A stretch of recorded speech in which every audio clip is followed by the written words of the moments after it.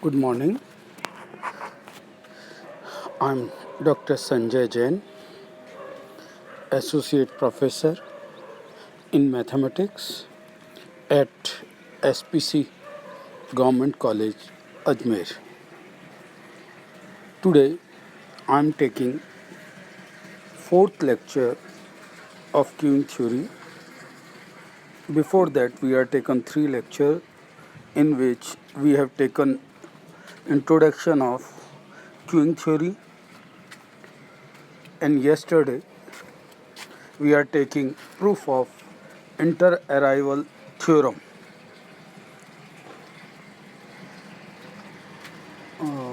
Arrival distribution theorem.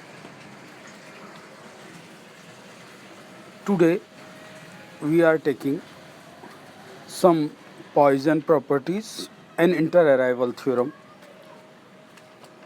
and service distribution discussing. So first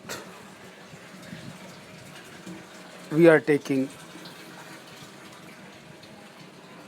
properties of Poisson process of arrivals. आगमन के poison प्रक्रम के characteristics प्रगुण आज हम पढ़ेंगे। जैसा कि हम आगमन के लिए टी समय में n व्यक्तियों के सिस्टम में होने की प्रोबेबिलिटी पी एन टी को कल इंटर अराइवल या अराइवल डिस्ट्रीब्यूशन थ्योरम से हमने कल निकाला था, उसी फॉर्मूले को हम यहाँ प्रयोग कर रहे हैं इसकी प्रॉपर्टीज़ निकालने के लिए पॉइजन प्रोसेस की। ये फॉर्मूला कल हमने निकाला था, P N T is equal to lambda T की होल पावर एन ई की power minus lambda T over N factorial for N is N complete number 0, 1 and so on. So we have taken three cases here when n is 0, n is 1 and n is greater than 1. Okay. So प्रथम case में हम जब n बराबर 0 लेते हैं, हमें यहाँ पे एक चीज़ और है, लैम्डा अराइवल रेट थी, टी टाइम था किसी समय का, लैम्डा टी को एज सच हमने जो ये फॉर्मूले में हर जगह लैम्डा टी होल पावर्स में आ रहा है, इसको हम एक प्राचल मानते हैं, पैरामीटर। ओके, तो पहला केस जब n बराबर 0 है, यानी कि सिस्टम में कोई भी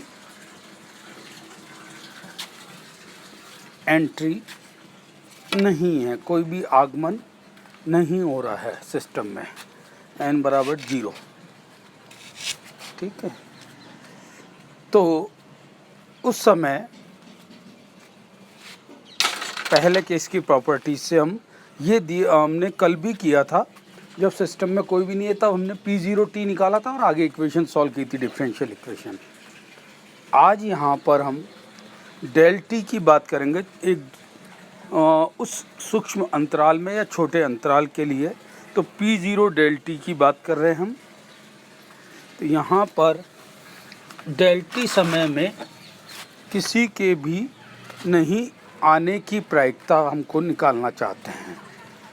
ओके, तो हमने चेंज क्या करना है इसके अंदर, जो हमारा टी के लिए फॉर्मूला था उसको डेल टी के लिए कर रहे हैं हम, टी की जगह डेल टी रख रहे हैं और इसी फॉर्मूले में P0 के लिए निकाल रहे हैं, तो n को तो 0 रख दिया और t को डेल टी रख दिया, तो हमारे फॉर्मूले से हमारे पास आ जाएगा लैम्डा डेल टी की पावर, क्योंकि 0 ले रहे हैं तो 0 आ जाएगी, e की power minus lambda del T, T की जगह क्या हो जाएंगे, डेल टी हो जाएंगे। ओके, अपॉन 0 फैक्टोरियल, 0 फैक्टोरियल 1 होता है, तो हम 1 से डिवीज़न कर सकते हैं या उसकी जगह फैक्टोरियल 0 लिख सकते हैं। ओके, यहाँ पर जब हम इसको सॉल्व करते हैं, किसी की पावर 0, लैम्डा डेल टी की पावर 0 तो 1 रह जाएगा और ई की power minus lambda del T solve होके हमारे पास आ जाएगा पी ज़ीरो डेल टी की वैल्यू। यहाँ पे ई की पावर ए एक्स की तरह से हम इस सीरीज़ को ओपन कर रहे हैं। तो जब हम इसको ओपन करते हैं तो हमारे पास क्या क्या वैल्यू आएंगी, 1 minus lambda del T plus square हो जाएगा इनका, फैक्टोरियल 2 आ जाएगा नीचे, और इस तरह से ये सीरीज़ आगे बढ़ती जाएगी। ओके, जब हम इसको और आगे चलेंगे तो 1 minus lambda del T, lambda square by factorial 2 और डेल टी का होल स्क्वायर। हम यहाँ पे ले रहे हैं कि हमारा जो डेल टी है वो कैसा है, बहुत स्मॉल है। Del T is an A very small quantity. तो जैसे उसका हम स्क्वायर करेंगे तो और छोटा होता जाएगा। जैसे हम फॉर एग्जांपल 0.01, 0.02 जितनी छोटी क्वांटिटी लेंगे 0.001, जब इनके स्क्वायर करेंगे तो और बहुत छोटे होते हैं। तो हायर टर्म्स के जब डेल टी होंगे जिनको हम नेग्लिजिबल मान सकते हैं और जीरो के करीब करीब मान के इन उच्च क्रम की घातों वाले डेल टी को हम छोड़ सकते हैं। तो जब हम इनको छोड़ देते हैं तो हमारे पास पी ज़ीरो डेल टी आ जाएगा 1 minus lambda time del T. ये हमारा पहला पोस्टुलेट या करेक्टरिस्टिक्स है पॉइजन का कि सिस्टम में छोटे अंतराल डेल टी में एक भी एंट्री नहीं हो, उस चीज़ की प्रोबेबिलिटी होगी 1 minus lambda del T. Second case ले रहे हैं हम, जब n बराबर 1 हो। n बराबर 1 का मतलब सिस्टम में एक एंट्री हो, और चूंकि हम सारी बात इंटर अराइवल या पॉइजन के लिए कर रहे हैं, डेल टी समय के लिए कर रहे हैं, स्मॉल के लिए, तो सारा काम हम यहाँ पे डेल टी के लिए ले रहे हैं। तो डेल टी समय में एक एंट्री हो, यानी कि मेन समय में एक भी एंट्री नहीं हो। तो मेन समय में तो हमारे पास हो जाएगा टी समय में कोई एंट्री नहीं है, और जो आगे हम छोटा सा समय ले रहे हैं डेल टी, उसमें एक एंट्री हो रही है। तो हम उसी ऊपर वाले फॉर्मूले में n की जगह 1, टी की जगह डेल टी रख रहे हैं। तो हमारे को जो फॉर्मूला निकल के आएगा या उसमें वैल्यू रखेंगे वो आएगी लेमडा डेल टी की वैल्यू 1 ई की power minus lambda del T over factorial 1। Lambda del T as it is हम रख रहे हैं, और ई की power minus lambda del T जैसा भी हमने पहले केस में सीरीज़ को ओपन किया है उसी तरह से सीरीज़ को ओपन कर रहे हैं। ओपन करके हम मल्टीप्लाई भी कर रहे हैं। तो lambda del T plus del T के स्क्वायर, क्यूब और इस तरह की टर्म आती रहेगी हमारे पास, तो वो सारी हायर टर्म हो जाएंगी। और जैसा हमने पहले केस में किया है, डेल टी की उच्च क्रम के पदों को हम छोड़ देते हैं जीरो के बराबर मानते हुए। तो यहाँ पे हमारे पास उच्च क्रम के पदों को छोड़ेंगे तो P1 डेल टी जो है हमारे पास आएगा lambda del T. P1 del T सूक्ष्म अंतराल डेल टी में एक के एंटर होने की प्रोबेबिलिटी लेमडा डेल टी होगी। अब हम आ रहे हैं तीसरा केस, जब m एंट्री हो रही हो इस स्मॉल केस में और जो एक से बड़ी हो। ओके, n बराबर m और m should be greater than 1, क्योंकि 1 तक का केस हम ले चुके हैं पहले, 0 ले लिया, 1 ले लिया हमने, अब 1 से आगे का ले रहे हैं। तो हम पूरे इसमें फॉर्मूले में लेमडा डेल टी m रख देंगे अब, और हमें पता है m 1 से बड़ा है। तो जो ही हम फॉर्मूले में पॉइजन जो हमने कल अराइवल डिस्ट्रीब्यूशन थ्योरम में निकाला था उसमें हम m के लिए निकाल रहे हैं कि स्मॉल टाइम डेल टी में m आदमियों के एंट्री होने की प्रोबेबिलिटी जो है लेमडा डेल टी की power whole power m E की power minus lambda del T over m factorial. यहाँ पे lambda del T whole power m और अपॉन m फैक्टोरियल को बाहर कॉमन ले रहे हैं, और e की power minus lambda del T का सीरीज़ को ओपन कर रहे हैं जैसा हमने पहले दो केसेस में किया है, और फिर इनसे मल्टीप्लाई कर रहे हैं। तो आप मल्टीप्लाई करने पे देख रहे हैं कि पहला ही टर्म हमारे पास lambda m over m factorial को आउट करने के बाद डेल टी की होल पावर m आ रहा है, यानी कि डेल टी की उच्च घातें आ रही, क्योंकि m 1 से बड़ा हम पहले ही मान चुके हैं। तो उच्च घातें आने पर हम इसको क्या करते हैं, नेग्लिजिबल मानते हैं, जीरो के करीब करीब बराबर मानते हुए इसे छोड़ देते हैं। तो इस केस में चूंकि अंदर सारे डेल टी हैं, पहले टर्म से ही हायर ऑर्डर हैं डेल टी के, तो पी एम डेल टी में बराबर जीरो हो जाएगा, यानी कि डेल टी वाले सूक्ष्म अंतराल में m एंट्री होने की, और m जहाँ 1 से ज़्यादा है, तो m एंट्री होने की प्रोबेबिलिटी क्या हो जाएगी? 0। तो ये तीन केस हैं इसके, जो ये तीन पॉस्टुलेट बनते हैं पॉइजन के, कि सिस्टम में एक भी एंट्री नहीं हो, सिस्टम में एक एंट्री हो, और सिस्टम में 1 से ज़्यादा एंट्री हो, तब इनकी प्रोबेबिलिटी क्या क्या होगी। पहला केस, जब सिस्टम में एक भी एंट्री नहीं हो तो 1 माइनस लैम्डा डेल टी। दूसरा केस है जब सिस्टम में एक एंट्री हो, P1 डेल टी, तब ये हो जाएगा हमारा लैम्डा डेल टी। और जब सिस्टम में 1 से ज़्यादा एंट्री हो तब इसकी प्रोबेबिलिटी हो जाएगी 0। तो ये तीन property Poisson process of arrival की थी। कल हमने अराइवल डिस्ट्रीब्यूशन थ्योरम पढ़ी थी, जो ये बताती है कि सिस्टम में n अराइवल होने के लिए सिस्टम पॉइजन डिस्ट्रीब्यूशन को फॉलो करता है, और पॉइजन डिस्ट्रीब्यूशन का फॉर्मूला हमने कल डेराइव किया था। उसी फार्मूले को यूज़ लेके हमने ये तीन कंडीशंस आज निकाली हैं। तो ये छोटे क्वेश्चंस में आपसे पूछा जा सकता है। एक्चुअली पॉइजन जो डिस्ट्रीब्यूशन है इसकी प्रॉपर्टीज़ कहलाती हैं ये, और जो हमने शुरू में एज्यूम्शन मांगे थे क्यूइंग थ्योरी में, तो उनमें आप डिफरेंस रखिएगा। एज्यूम्शन अलग हैं और प्रॉपर्टीज़ अलग हैं, ठीक है। नेक्स्ट हम ले रहे हैं इंटर अराइवल थ्योरम, मध्यवर्ती आगमन प्रमेय। ये प्रमेय क्या कहती है कि यदि एक पंक्ति समस्या में क्यूइंग थ्योरी में अगर अराइवल पॉइजन डिस्ट्रीब्यूशन के अनुसार हो, जो अभी हमने देखा ही है, तो कोई भी यादृच्छिक समय, मध्यवर्ती आगमन समय, जिसको हम कैपिटल टी से डिनोट करते हैं, शुरू के लेक्चर में हमने नोटेशन में इसको देखा था, और हमने कहा भी था कैपिटल टी यहाँ पे हम किसको डिनोट कर रहे हैं। तो दो कस्टमर्स के बीच में आने में जो लगा समय होता है, जिसको हम मध्यवर्ती आगमन समय कहते हैं, वो हमेशा चर घातांकी बंटन का पालन करता है, एक्सपोनेंशियल डिस्ट्रीब्यूशन को फॉलो करता है, और इसका विलोम भी सत्य है। यानी कि अगर अराइवल आपका पॉइजन डिस्ट्रीब्यूशन है तो इंटर अराइवल टाइम एक्सपोनेंशियल होगा, और इसका रिवर्स करेंगे या अपोजिट देखेंगे, तो अगर हमारा इंटर अराइवल टाइम एक्सपोनेंशियल है तो अराइवल हमेशा पॉइजन होगा। ये हमें प्रूव करना है, ठीक है। यहाँ पर वही हम अंतराल टी स्मॉल टी है, यहाँ पे स्मॉल टी और कैपिटल टी आपको ध्यान देना है। अंतराल टी में आगमन की संख्या n है, जैसा कि इसमें थ्योरम का पहली लाइन में दिया हुआ है कि आपका अराइवल प्रोसेस पॉइजन है, तो हम पॉइजन को फॉलो कर रहे हैं। तो पॉइजन डिस्ट्रीब्यूशन के फॉर्मूले को हम एज सच ले लेते हैं कि अंतराल टी के आगमन के समय संख्या n हो तो पॉइजन बंटन से पी.एन.टी क्या होगा, ये हमको मालूम है।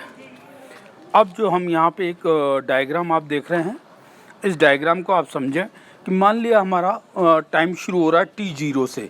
ए पॉइंट पे आप देख रहे हैं t0 फर्स्ट अराइवल होता है t0 पर, और बी पॉइंट पर t0 प्लस कैपिटल टी, ये कैपिटल टी हमने इंटर अराइवल टाइम को कहा है, ओके। तो ए से बी तक कैपिटल टी है, आपका एक अराइवल आपका ए पे है और कैपिटल टी पे हम पहुँचे बी पे, तो दूसरा अराइवल होगा, तो ये अराइवल के बीच का समय हमारा इंटर अराइवल टाइम, जिसको हम कैपिटल टी से डिनोट कर रहे हैं। तो ए बी हमारा इंटर अराइवल टाइम हो गया।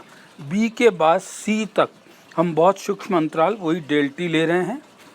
तो पहला हमारा t0 first arrival, t0 plus capital T बिंदु बी पर, और t0 plus capital T plus del T, ये बिंदु सी की स्थिति हो जाएगी, जहाँ पे अराइवल कंटिन्यू होंगे। और दो क्रमागत आगमनों के मध्य के समय को हमने inter arrival time capital T कहा है। तो ये डायग्राम से हमने ये सारी चीज़ें कही है, ये यहाँ थ्योरी में दे रखी है क्या क्या आपने माना है।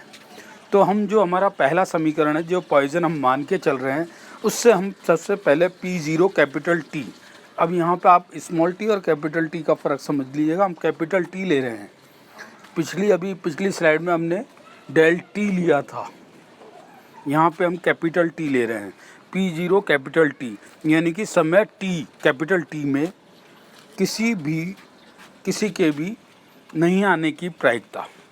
और ये P0 t ले रहे हैं, और t क्या है, एक इंटरवल है।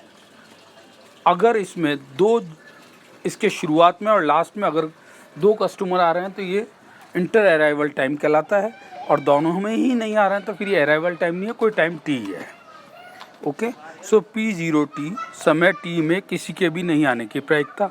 हमने वही फॉर्मूले में सब जगह n को 0 रख दिया, t की जगह कैपिटल T रख दिया। तो हमें जैसा भी पिछले हमने कैरेक्टरिस्टिक्स या पॉइजन पोस्टुलेट्स में निकाला था, उसी तरीके से क्या हो जाएगा, e की power minus lambda t capital P0 t capital के बराबर आ जाएगा, जिसको हम समीकरण 2 कह रहे हैं। ठीक है, इसके बाद P0 t capital plus del T, देखिए t तक कोई नहीं आ रहा है, उसके बाद t से लेके कैपिटल T से लेके कैपिटल डेल टी तक भी P0 निकालना चाह रहे हैं। तो इसका मतलब क्या हो गया, समय t से डेल टी के भी मध्य भी किसी के नहीं आने की प्रायिकता। तो जो आपने पिछले केस में t रखा था, उसकी जगह अब अपन t प्लस डेल टी रख देंगे। तो t प्लस डेल टी रख के जब हम इसको ओपन कर रहे हैं, आप देख रहे हैं यहाँ पे, तो ये हमारे पास आ जाएगा, जैसे पहले आया था e की power minus lambda capital T, उसकी जगह आ जाएगा, क्योंकि हमने t की जगह क्या रखा है, t प्लस डेल टी, जहाँ t दोनों जगह कैपिटल है। तो हमारे पास जो P0 t plus del T है वो आ जाएगा e की power minus lambda t plus del T. इसको 2 एक्सपोनेंशियल में ब्रेक कर रहा है, हमने 2 एक्सपोनेंशियल में ब्रेक कर दिया, तो ये बन जाएगा हमारे पास e की power minus lambda T into E की power minus lambda del T. और e की power minus lambda capital T क्या है, अभी हमने जो दूसरी इक्वेशन थी जिसको हमने P0 कैपिटल T कहा है, उसको हम यहाँ पे सब्स्टिट्यूट कर देते हैं। तो ये हमारे पास आ जाएगा P0 कैपिटल T ई की power minus lambda del T.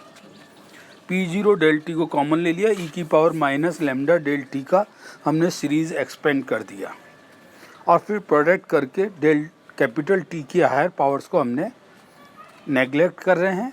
और जैसा हमने अपनी अराइवल डिस्ट्रीब्यूशन थ्योरम के लिए किया था, उसी तरीके से हम P0 t को एक तरफ ला रहे हैं, डेल टी का भाग दे रहे हैं, वही सारा काम हम यहाँ पे कर रहे हैं। तो यहाँ पे करने पे आप एक चीज़ देख रहे हैं कि ये इधर वाला जो टर्म है लेफ्ट हैंड साइड वाला, ये limit del T tending to 0 ले लें हम कैपिटल अगर, तो ये फर्स्ट डिफ्रेंशिएशन बनता है, और वही हम ले रहे हैं क्योंकि डेल टी में कोई नहीं आ रहा है, बहुत सूक्ष्म समय है, और डेल टी के हायर टर्म्स भी हम छोड़ रहे हैं, तो इसको हम 0 कह देते हैं, टेंडिंग टू 0 ले रहे हैं। तो ये बन जाएगा D by D T of P0 capital T. Okay, तो फर्स्ट डिफ्रेंशिएशन बन गया, और इधर जब डेल टी टेंडिंग टू 0 ले रहे हैं तो हायर ऑर्डर की सारी टर्म्स क्या हो जाएंगी हमारी 0, और हमें मिल जाएगा ये लैम्डा P0 t, और P0 t की वापस हम वैल्यू रख रहे हैं लैम्डा e की power minus lambda capital T। तो d by D T of P0 t क्या बन गया, हमारा डिस्ट्रीब्यूशन का फंक्शन बन गया। कैरेक्टरिस्टिक डिस्ट्रीब्यूशन जो हम निकालते हैं किसी भी डिस्ट्रीब्यूशन के लिए, तो हम इसको एफ टी से डिनोट कर रहे हैं, टी कैपिटल है इसलिए कैपिटल टी ले रहे हैं। और इधर सॉल्व होकर हमारे पास ये आ रहा है प्रायिकता घनत्व फलन, जिसको आगे लिखा भी है probability density function. So it is lambda E की पावर माइनस लैम्डा और कैपिटल टी। ओके, तो ये हमारा P0 t की वैल्यू रखी है आपने, और माइनस का लैम्डा था वो रखा आपने, तो ये हमारा डिस्ट्रीब्यूशन बना। और इस डिस्ट्रीब्यूशन में लैम्डा टी पैरामीटर है, आपको पता था लैम्डा खुद कांस्टेंट है, अराइवल रेट है। तो जब लैम्डा और लैम्डा टी पैरामीटर है तो ये ई की पावर की फॉर्म में आ गया। इसका मतलब ये एक एक्सपोनेंट फॉर्म में है, इसलिए इसको चरघातांकी बंटन की फॉर्म में हो गया है, ये एक्सपोनेंशियल डिस्ट्रीब्यूशन हो गया है। ओके, एक्सपोनेंशियल डिस्ट्रीब्यूशन के कारण एक्सपोनेंशियल डिस्ट्रीब्यूशन होने से हम इसे चरघातांकी बंटन कहते हैं। तो हम लेके चले थे पॉइजन डिस्ट्रीब्यूशन, और टी हमने इंटर अराइवल टाइम लिया कैपिटल टी। तो जब हमने इसको सॉल्व किया तो हमारे पास एक्सपोनेंशियल डिस्ट्रीब्यूशन आ गया। तो ये हमारी इंटर अराइवल थ्योरम है कि पॉइजन डिस्ट्रीब्यूशन अराइवल के लिए फॉलो करता है। तो जो मध्यवर्ती आगमन समय है वो चरघातांकी डिस्ट्रीब्यूशन को फॉलो करता है, वो हमने प्रूव किया। लेकिन इसका उल्टा भी आप ले सकते हैं, इसी तरीके से चलना है। उल्टे में आपको चरघातांकी बंटन लेके चलना है, ये लास्ट इक्वेशन 3 वाली, और आपको पॉइजन पे पहुंचना है। इसी की तरह से आप उल्टा चल के पॉइजन डिस्ट्रीब्यूशन ला सकते हैं। तो इसका कन्वर्स भी इसी तरीके से होगा। तो ये थ्योरम जो आज हमने करी मध्यवर्ती आगमन प्रमेय, और एक जो हमने कल करी थी अराइवल डिस्ट्रीब्यूशन थ्योरम, दोनों में फ़र्क है। कल वाले में हमने एन अराइवल के लिए प्रोबेबिलिटी निकाली थी जो कि पॉइजन प्रोसेस को फॉलो करती है। आज हम पॉइजन मान के चल रहे हैं और इंटर अराइवल टाइम के लिए डिस्ट्रीब्यूशन निकाला है। दोनों थ्योरम में डिफरेंस आपको समझ में आ गया होगा, और जो भी थ्योरम आपसे पूछी जाए उसके अकॉर्डिंग आंसर देना है। दोनों एक थ्योरम नहीं है, अलग अलग हैं। एक इंटर अराइवल टाइम है मध्यवर्ती आगमन, और जो कल हमने की थी वो आगमन प्रमेय है खाली। ये दोनों थ्योरम यूज़फुल हैं, कोई सा न कोई सा फॉर्म में किसी न किसी रूप में आपसे एग्ज़ाम में पूछा ही जाता है। तो इन दोनों थ्योरम को आप देख लें। और इसके बाद हमने इंटर अराइवल देख लिया, हमने अराइवल देख लिया। अब हम सर्विस टाइम पे आ रहे हैं। सर्विस टाइम जैसे ये दोनों दो तरह के डिस्ट्रीब्यूशन हो गए, पॉइजन भी हो गया, और पॉइजन के बाद आपने इंटर अराइवल टाइम के लिए एक्सपोनेंशियल डिस्ट्रीब्यूशन भी देखा। अब हम सर्विस के लिए आ रहे हैं।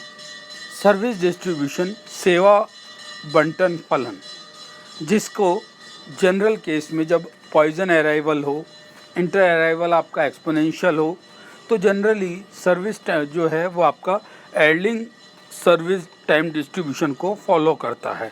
एर्लिंग सर्विस टाइम डिस्ट्रीब्यूशन क्या होता है, उसका ये फॉर्मूला वेरी फर्स्ट लाइन में दे रखा है। इसमें म्यू और के हैं। पंक्ति एर्लिंग बंटन का प्रायिकता घनत्व फलन ये होता है।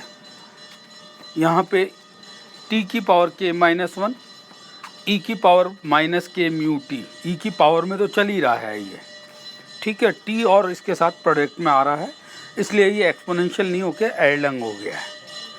ओके, और इसके ये अलग अलग फॉर्म आपको दिखा रखे हैं जहाँ सी के की वैल्यू क्या होगी।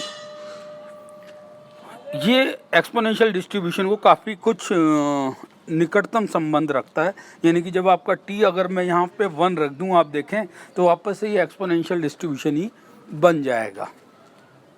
या आपका के 1 हो जाए तो 1 - 1 0 होने से टी की पावर 0 क्या हो जाएगी, 1, और ये वापस से आपका एक्सपोनेंशियल डिस्ट्रीब्यूशन हो जाएगा।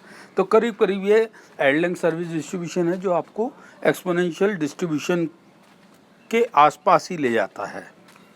तो सर्विस वाला जो डिस्ट्रीब्यूशन है हमारा वो एर्लिंग सर्विस डिस्ट्रीब्यूशन होता है। यहाँ पर एक चीज़ है, यदि सेवा काल T1 से लेकर टी के फेज़ में सर्विस दी जा रही हो, आपको अलग अलग फेज़ हो, 1 से लेकर के तक अलग अलग phase T1 T2 T3 up to T तक हों। जैसा मैंने आपको एक बहुत शुरू वाले लेक्चर में एग्जांपल भी दिया था, डॉक्टर है वो अलग अलग आपको पहले चेक करता है, फिर आपको टेस्ट करवाने भेजता है, टेस्ट करके आप लौटते हो, फिर आपको प्रेस्क्रिप्शन लिखता है, और फिर आपको 2-3 दिन, तो ये 4 फेज़ 2-3-4 फेज़ फॉलो होते हैं वहाँ पे। तो फेज़ में जो सर्विस होती है उसके लिए भी हम यहाँ पे T1 T2 up to T को एक नया टी कह के इसमें सब्स्टिट्यूट कर सकते हैं अलग अलग उसमें। तो 1/μ के फेज़ होने से जो हमने मीन सर्विस रेट 1/μ कहा था वो वहाँ पे 1/μ के हो जाएगी, क्योंकि के फेज़ में सर्विस दी जा रही है। तो ये फेज़ सर्विस के लिए भी आगे आपको बताया गया है। तो ये आज हमने अराइवल, इंटर अराइवल और सर्विस डिस्ट्रीब्यूशंस का स्टडी की है। आज के लिए इतना ही। कल हम कोशिश करेंगे नेक्स्ट टर्न पे, या जब भी इसका लेक्चर लेंगे हम, तो पहला मॉडल कैसे डेवलप करें हम इसका, उसके बारे में बात करेंगे। आज के लिए इतना ही। Thank you.